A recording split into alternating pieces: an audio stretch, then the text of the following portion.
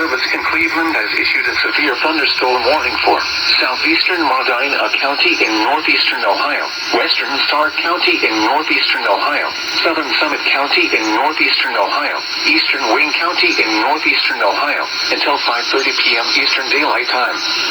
At 4:38 p.m. Eastern Daylight Time, a severe thunderstorm was located near Orville, or near Worcester, moving east at 30 miles per hour. Hazard, 60 miles per hour wind gusts and penny-sized hail. Source, radar indicated. Impact, expect damage to trees and power lines.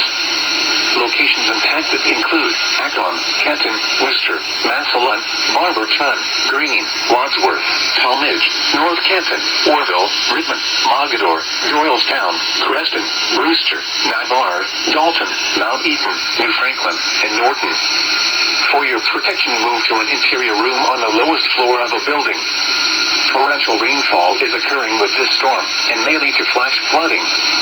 Do not drive your vehicle through flooded roadways. Repeating, a severe thunderstorm warning has been issued until 5:30 p.m. Eastern Daylight Time for the following counties in Ohio: Medina, Stark, Summit, and Wayne.